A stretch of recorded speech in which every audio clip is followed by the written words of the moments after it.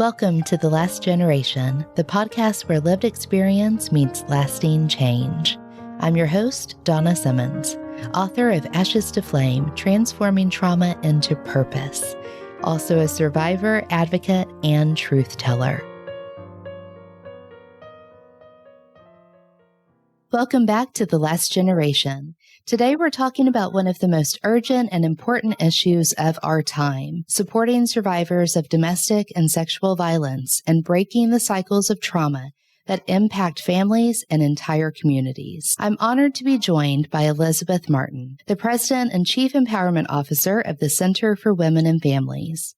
Since 2018, Elizabeth has been leading the center's mission across the 9-county Kentuckiana region, serving survivors with compassion, advocacy, and empowerment. Her career spans more than 30 years in social work and leadership. She began developing community-based programs in the late 1980s, went on to open psychiatric units for adolescents and adults, and later built a private practice specializing in trauma, women's issues, and child advocacy. Elizabeth also held executive roles with Brooklawn Child and Family Services, Sunrise Children's Services, and Hospice Health before stepping into her current role. At every stage, her work has centered the needs of survivors, especially those navigating the compounded challenges of violence, oppression, racism, and poverty. Today, she continues that calling by building trauma-informed, survivor-led services that transform pain into empowerment. Elizabeth, welcome to The Last Generation. Thank you so much, Donna. It is truly an honor to be on this podcast with you. Again, the work that you have done, the journey you have created has been beautiful and painful, but you have taught our community so much. So thank you. Thank you so much. Well, it's certainly a mutual admiration society because I think the world of you and all the work that you've done and that you continue to do as well. So let's dive right in. We know that domestic violence often doesn't begin in adulthood, and often it is part of a cycle of generational trauma. I can certainly share that in regards to my family. So from what you've seen, how do cycles of violence, silence, and unhealed trauma within families create those conditions where abuse feels normalized? What I have seen over my many, many years of working in this field, along with working directly with both children who have come from homes where family violence has occurred, as well as working directly with the survivors, now the adults, is that what I see with generational trauma is in homes where their families, their children, and what children begin to witness at a very young age is aggressive behavior between the two adults in their home, whether it's mom, dad, whether it's mom, boyfriend, dad, girlfriend, whatever the two adults' relationship is, that children begin to witness at a very young age that this is the way people talk to each other. They yell at each other. They call each other names. They throw things. They threaten to hurt each other. And oftentimes, children also experience that abuse. One of the things that we know in family systems is that oftentimes abuse, we say, rolls downhill. So what we see is that if we want to look at the typical profile of male is becoming aggressive with female, so dad aggressive towards mom, physically aggressive. Mom now is physically aggressive towards the kids. And oftentimes what we have seen, and I have seen in my days in child welfare, is the youngest child is aggressive toward the pet. So it literally goes down from strongest link to weakest link. And what I see over and over in families here at the center and in the work that we do is that this is what becomes normalized, that to yell at each other, to call each other names, to threaten to hurt each other, to pull guns, to pull knives, and to actually use them does become the way that you resolve conflict. That when you're angry, you act out and you blame other people for what's happening. There's no inward looking, there's always outward looking. And I also see that society plays a big part in that, and that as a society, we continue to blame the victims. We could continue to say, subtly or not subtly, overtly or covertly, with sexual assault. What was she wearing? What time of day? Was there alcohol involved? Was there drugs involved? Physical abuse. What did she say to him? What did she do? What did he do? We don't focus on the person who is doing the abusive behavior. We focus on the ones who get it. All the way down to shelters. Survivors are the ones that have to leave their homes. And I say to people, why? They didn't do anything. Why do they have to leave? When kids are abused, they're the ones that get removed. Why should they get removed? They didn't do anything. But that's how our society functions. And so we also continue to perpetuate this cycle of you're to blame, you caused it, you're the one that has to leave.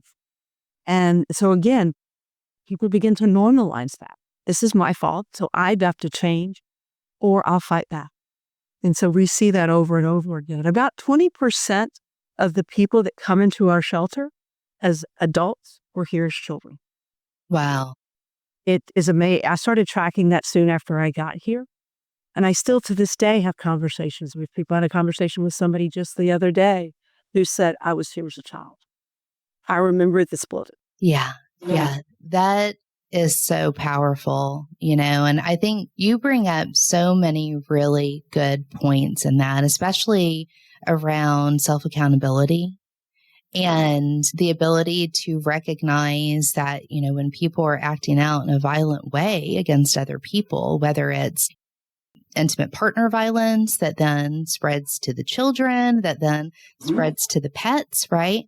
And then also self-harm, because I think, self-harm is something that is also very common for trauma survivors. And because there's so much of that anger and rage that is held within us that we don't have a safe outward expression for. Because if we express to our partner that something that they did or said upset us and we can't feel safe doing that, that rage has to go somewhere. So it turns within a lot of times. Absolutely. Absolutely. If it's not safe for me to express it, it's going to go. I tell people all the time, anger and rage create adrenaline. They create energy, and we have to do something with that energy. And so either we turn it outward, and we try to teach people healthy ways to turn it outward, or we turn it inward. And I think that's also where we see a lot of self-medicating, has that inward turn. Yeah, exactly. That's a really good point. And I think, that very much segues into the next thing that I wanted to touch base with you on too, because, as we've talked about, there are so many survivors of domestic violence and trafficking that struggle not only with the abuse that they experienced, right, but also with the way that that generational trauma shaped their identity long before the abuse began. I mean, a lot of people are born into families where they don't even have a chance from the beginning, right? Absolutely. Based in the circumstances that they're in. So how do you see these layered wounds affect mental health and substance use and then ultimately healing? What we see is these layered wounds of unhealed trauma that, again, looking at some of the individuals that we have served here at the center who come to us with histories of, you're right, born into abusive families, but also neglectful families. One of the things that we know is that babies have needs. They not only have physical needs, but they have emotional needs. They need to know I'm safe. They need to know that when I cry, somebody's going to come take care of me. If that doesn't happen, then there's already a buildup of a sense of nobody's here for me. And so what we often see with those individuals that we serve we'll hear histories of, well, nobody was there for me. I was cooking by the time I was 5. I was pulling up a chair and trying to find food in a refrigerator because I was starving. Or I was the oldest of 3 and I was 10 and I was cooking for my siblings. So I never had a chance to be a child. I was always a parent. And nobody was there to meet my needs. And oftentimes what we see is that people begin to get their needs met in unhealthy ways, whether it's in relationships that are unhealthy or by doing unhealthy behaviors. And so those unmet needs, that sense of being abandoned, that sense of being neglected, but also the emotional and potentially physical abuse, it starts to layer up almost like a callus. And it gets hard because in order to face the world, You got to be hard. You got to be tough. I'm not going to let anybody walk on me. I'm not going to let anybody hurt me. That's what I'm going to do. And so it's like a callus that just keeps getting harder and harder. And then what we see is over time, many times begins to be self-medication, which is oftentimes drug use. Right.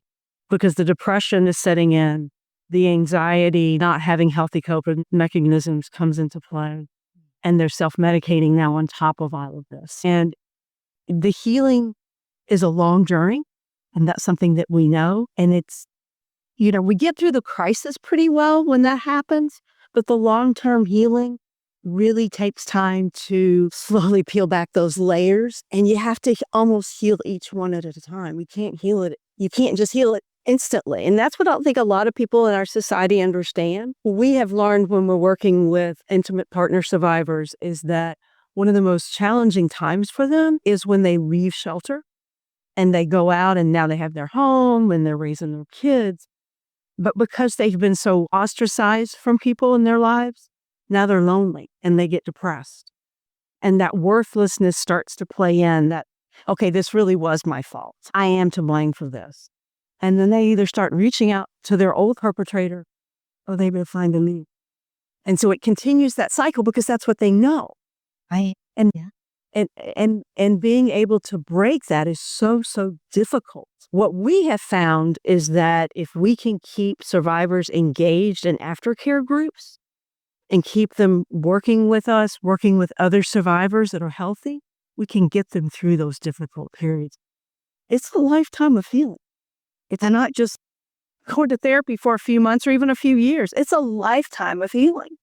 Absolutely. It definitely is. And, I think you bring up such a good point on that as well, as far as the cycles of, either potentially going back to one's perpetrator or finding a different relationship that has that same dynamic. And, I know Freud coined the term repetition compulsion. And yes. That for me was a turning point. Once I was able to realize what was happening in my own life and why I kept seeking out these situations or relationships with people that kept doing the same thing, right? Whether Right. it was physical abuse, whether it was emotional abuse, emotional neglect, I kept putting myself in these positions. And once I realized that that's because I had this unconscious need to rewrite the script of those early childhood abandonments and those early childhood traumas. That helped me start to integrate in between my unconscious and my conscious mind and start Right. making those decisions to start surrounding myself with people that were on a healthy trajectory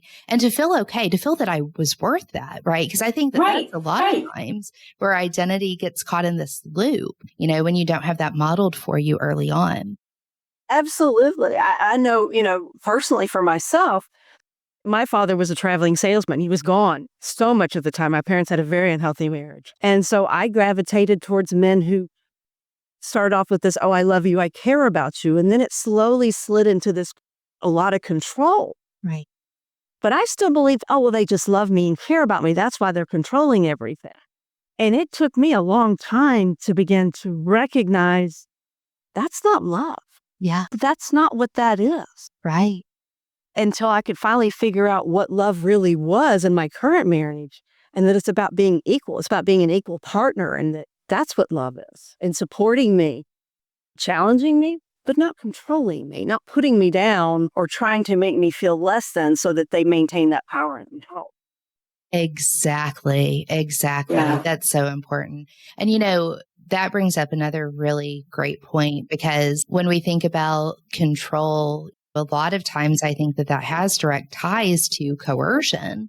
And as you know, I am very much an advocate against child marriage, and I know you Yes. are as well. So when we talk about child marriage happening right here in America, I'm very much of the mindset that we're really talking about coercion a lot of times, whether that's from the parents, whether that's from a predator that's literally Right. seeking a license to be able to continue abusing.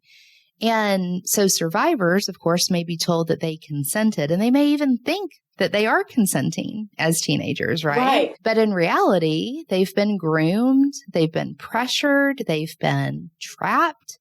So how do you think our system whether it's our court or shelters or communities or churches, what do they need to do to shift the way that we define consent in order to really be able to protect young people? This is a tough one because as I was thinking about consent, I thought there's got to be more than just a checkbox on a piece of paper. Mm-hmm. I think there has to be an intentional conversation to begin to unravel how you as a teenager, not an adult, got to this point. One of the things, the model that came to mind is, in today's time when two parents get divorced and they have kids, they have to go through co-parenting classes or something such as that nature. I would love to see something where if in a child marriage and this person's saying, yes, I'm consenting to this, that there is somebody who says, okay, let's have further conversation. Before you can agree to this, I'm going to court order you to X number of sessions with a therapist of some sort. Somebody who can actually walk the path back to say, tell me how you met this person. How did you get into this relationship? Who was a part of it? What messages have you been told? But somebody's got to unravel to help them to see that clearly. Because we know that if the underage person doesn't realize what they're doing and they're hell-bent on saying, I'm going to make this happen, they're going to make it happen. Absolutely. They'll figure out a way. Right. And then by the time they realize it, they're into it knee deep or head deep. And so I know that's a lot. It's a lot. And I'm thinking, okay, Elizabeth, would our society ever get to that point? I would hope so. We've put a lot of investment in what happens to kids when parents divorce. Right. Let's put the same amount of energy and investment in these child marriages. Help these young people, primarily young girls, understand what you're doing. And maybe through some type of a court order, you can get the people out of the way that are trying to make this happen. Right. And I think you brought up a good point, as far as there being another person involved to really be able to have that conversation with the kid, right? And I know in a lot of instances, a guardian ad litem will be appointed by the court, and that's typically in a parental custody issue where the judge is trying to make a decision. The parents can't agree, and the parents may have accusations towards the other, and the guardian ad litem is able to really be the child's advocate, right? And I think in instances like this, if states are against raising the age to the age of majority, the age of 18, I do think that guardian ad litem could be an additional safeguard for the kid and to be able to weed out these predatory situations. Hey, real quick, I've got something for you. If trust in your relationships has ever felt impossible, I know what it's like to want connection but feel scared to let anyone in. And that's why I created the Trust Blueprint. It's a trauma-informed guide to help you rebuild trust, set boundaries, and show up fully in your relationships. And this isn't just for you. Supportive partners will learn how to meet you where you are with patience, compassion, and understanding. Real healing doesn't happen alone. It happens together. The Trust Blueprint. Rebuild trust, reconnect with love, and start feeling safe again. Visit traumatopurpose.com and click on the Self-Paced Learning tab to learn more and get your download today. Wish you could become a morning person? You know the type, up before the sun, early morning runs, first one to the office with donuts and a smile. How do they do it? Easy. With the new Galaxy Watch 8, sleep tracking and personalized insights from Samsung Health help you improve so you can wake up to a whole new you. One who, dare I say it, skips the snooze? It's possible. Train your sleep with Galaxy Watch 8. Learn more at Samsung.com. Requires compatible Samsung Galaxy phone, Samsung Health app, and Samsung account.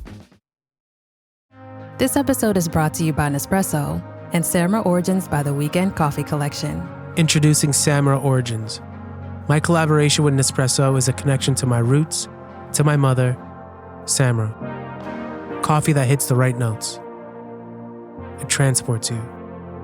Crafted with unique notes and bold, soaring flavors. Experience a taste that moves you. Nespresso, and Samra Origins. Discover more at Nespresso.com. That's a good point. Absolutely. Having a guardian ad litem be able to be that third person to unravel how you got here, unravel that journey so that they can see that. Because you're right, most people don't see the blooming. Again, it is masked by feel-good stuff. It's masked by, oh, well, he bought me stuff or did this for me or did that for me. And I get that. I was groomed into emotionally abusive relationships. Again, under this mask of I love you, I care about you, right? I don't want anything bad to happen to you. Yeah. Ooh, that feels really good at times. Somebody cares about me? Yeah. Yeah. I was told by my perpetrator when I was 14, he was 29, that he's responsible for me. That's nothing that I had ever felt from my parents. Right. And so that was very much playing on that wound that I had from their lack of engagement. And so that opens the door to make you even more vulnerable to that grooming. Absolutely. And so there's got to be somebody who sees that and recognizes that this is not okay. And we need to dig deeper into this before this ruin comes together. Right. Exactly. I hope we can get every state to 18. Yes. Of course, I think it needs to be older than that. I agree. I mean, can we talk like full frontal lobe development at least? Yes, please. Please. Put it at 30, maybe. Yeah, exactly. Yeah, get a sense of who you are, get your own life established. And yeah, but, from a legal standpoint, I understand that once you're 18, you're considered an adult. I could make the argument for being 21 before you can consent to buy a pack of cigarettes. Right. Well, and we see that when I was in child welfare. I saw that when the kids that I worked with in foster care turned 18. I'm out of here. Nobody's going to tell me how to live my life anymore. Give me my documents and I'm gone.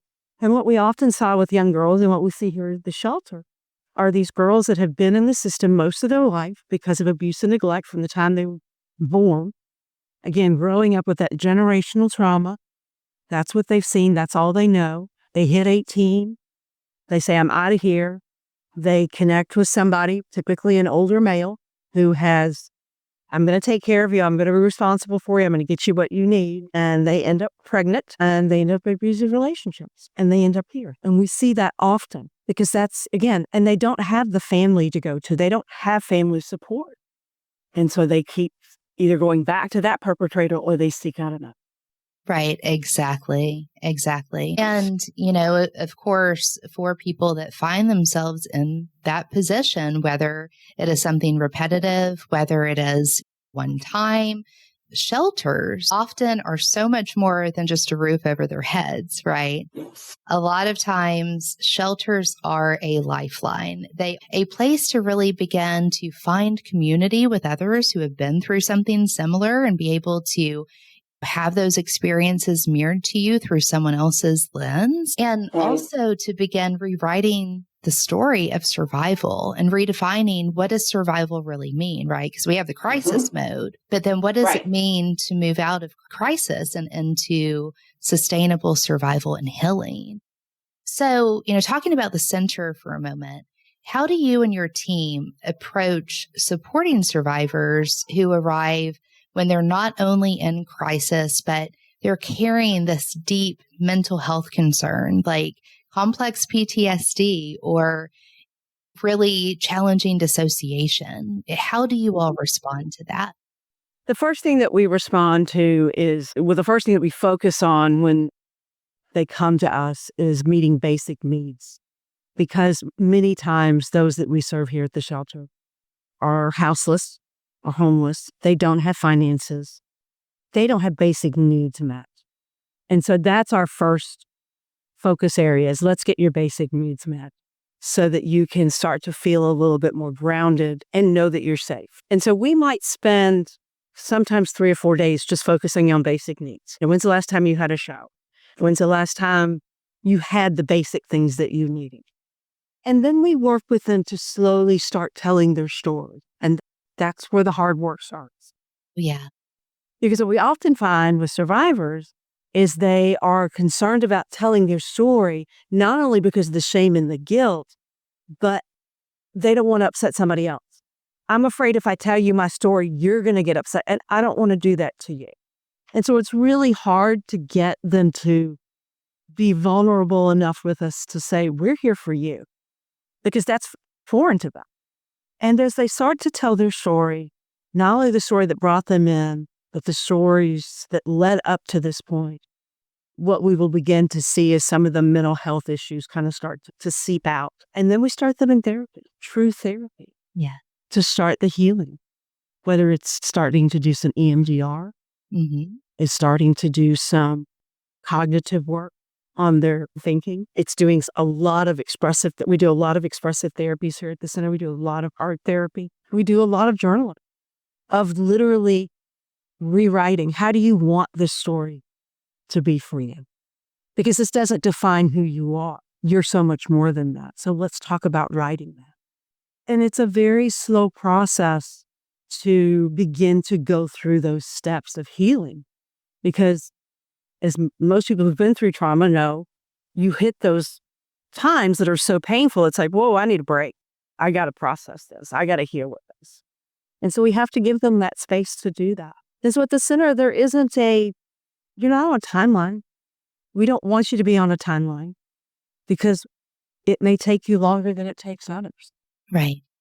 And so we've got to begin to connect you to resources and know that you are beginning to feel empowered to make some of your own decisions. And we're here for you, and you're not to blame. You did not cause this. But it's a long journey because the complex PTSD, oftentimes combined with mental health issues that have developed, often combined with sometimes physical issues, and now drug use, is one layer at a time.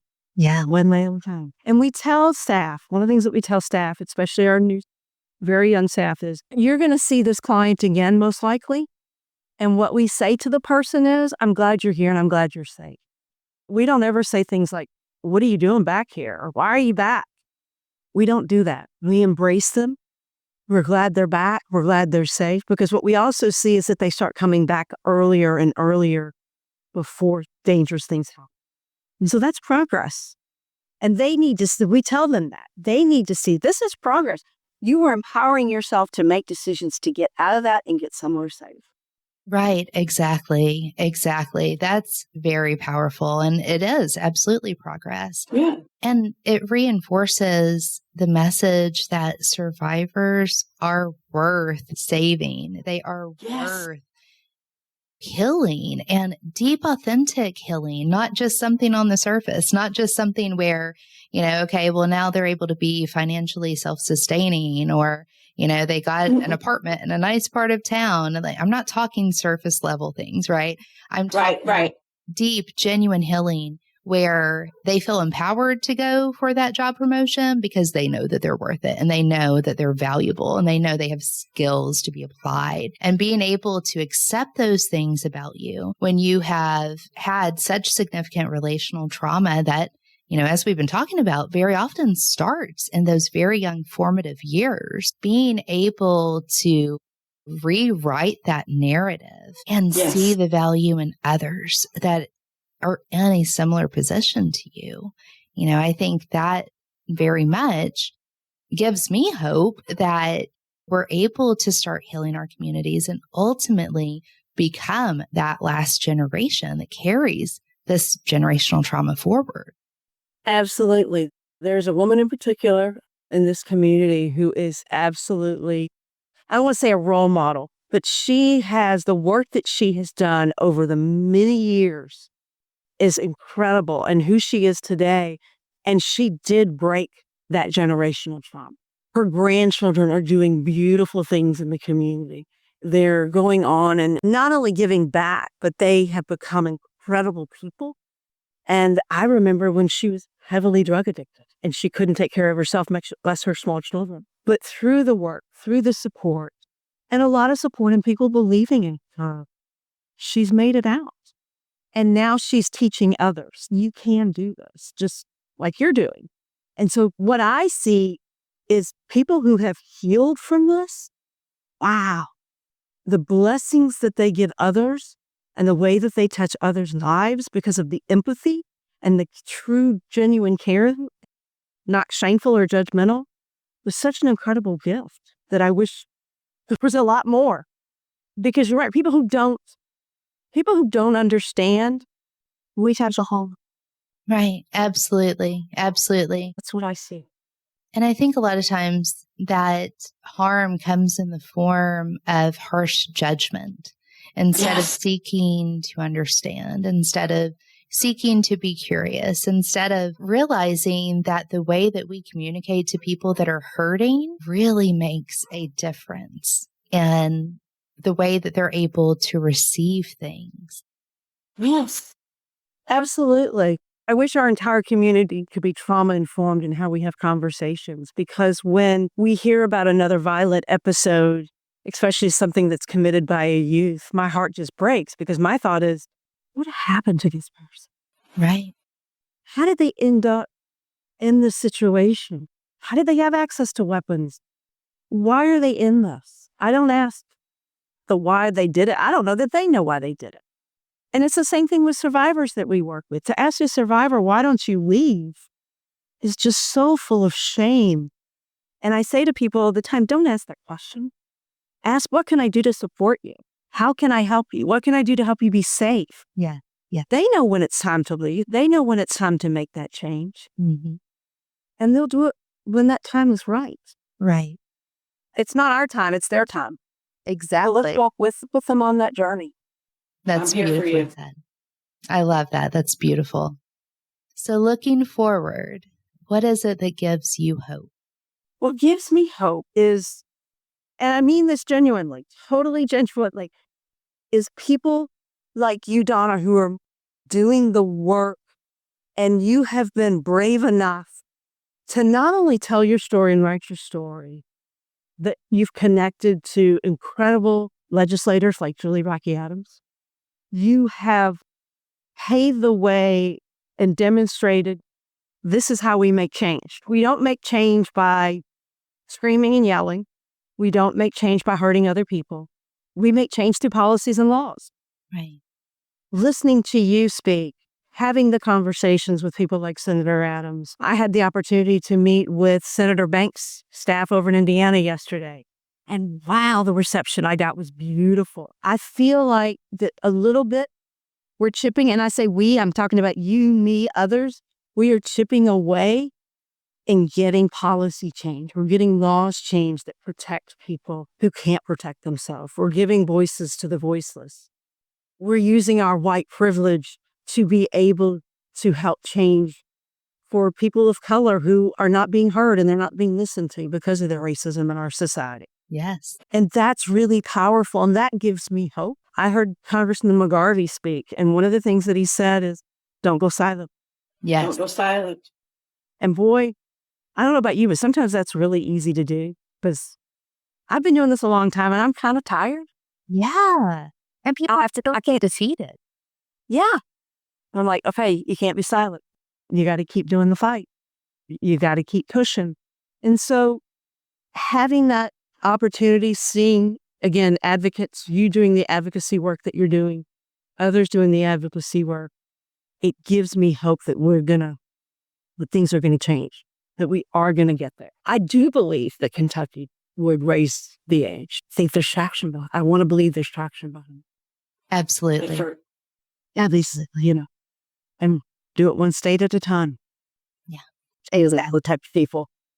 Yeah, I completely agree with you. I think we've got traction. I think that we have support. I think there are so many good people in this world who genuinely want to help others, and they genuinely want to heal themselves because they know that is the best path forward to being of service to others. And I think the more we can find those little nuggets of gold along the way and align with that, for me, it helps to drown out the noise of all of the harm that is in this world. And, it's where we're going to put our focus, being able to recognize all of the pain, all of the harm, and just continue building that path forward anyway. We may have moments where we feel defeated. And just as you said, I find myself some days I am just so tired, just drained. But being able to know that, I can take some time to recover, to rest, to recharge, and then get right back at it. Absolutely. I am a firm believer that a lot of the youth violence that we're having in this community, these kids are coming from homes where there's family violence, and I refuse to sit silent. I am committed to continuing to get lawmakers to understand that domestic violence is no different than any other violence, even though they want to treat it that way. And it's a public health issue, and we've got to see it that way if we're ever going to stop youth violence and youth from feeling this need to gravitate towards people and situations that are not in their best interests. Mm-hmm. I've said for years, kids who get involved in gangs, where do you think these kids come from? Again, going back to we have an innate need to meet our needs. And if we don't get them met at home, we're going to get them met somewhere. And gangs for years have met those needs for youth. I will clothe you. I will feed you. I'll make sure you have money. I will make sure you have a roof over your head. You just got to do a few things. And sometimes those things are worth having to know that I belong and I'm cared about and somebody's got my back, because my parents don't. They're too busy fighting. They're too busy with their own issues. Somebody's got my back. And we've got to put those two things together. And I'm committed to doing it as long as I'm here. I'll keep fighting. Absolutely. Absolutely. Well, you are a warrior, and it is such an honor to be able to accompany you in this work and to be able to rally support for you, for the center, and for so many other great organizations in our country, in our state, that are doing this work to really heal that root so that we can move forward, right? So do you have anything else that you would like to say? No, I always end any of my opportunities to speak just that if anybody is listening to this who even remotely questions whether they are in an unhealthy relationship, that they reach out to the center. Just please make a phone call and have a conversation. Because if you think you are, you might be, and let us help walk you through that and help you to identify before something horrible happens. Emotional abuse is just as bad as physical abuse. Scars can't be seen, but they're still there. And so help us help you by reaching out and letting us walk this path with you. There's no shame. There's nothing to be embarrassed about, and it's 100% confidential. We want to get in front of it and not behind it. Absolutely. Thank you so much, Elizabeth. Thank you for all of your incredible work and for all of your advocacy, and just, again, for being such a phenomenal person with such a big heart for this work. Thank you. Absolutely. Well, thank you so much, Donna. It was a pleasure talking with you. And again, thank you for your work. Wow, what a powerful reminder from Elizabeth Martin that the fight for safety, dignity, and healing isn't abstract. It's deeply human. It lives in the stories of the women and families walking through the doors of the Center for Women and Families every single day. These are the faces of resilience, women rebuilding after violence, after loss, after systems failed to protect them. And while their courage is undeniable, the question we have to keep asking is this: why are they still fighting alone? In our next episode, we're taking that question national, looking at how the current administration's policies are impacting women's rights, reproductive health, and their very sense of safety in this country. Because protecting women isn't political, it's moral. Join me next time as we pull back the curtain on what's really happening and what it means for every woman trying to reclaim her voice, her body, and her future. I'm Donna Simmons, and this is The Last Generation, transforming trauma into purpose. Until next time, keep rising, keep reclaiming, and keep believing that your healing is your revolution. You've been listening to The Last Generation, transforming trauma into purpose. For more resources, visit traumatopurpose.com. If this episode resonated with you, consider leaving a review. and joining the community online. Subscribe, and let's transform together.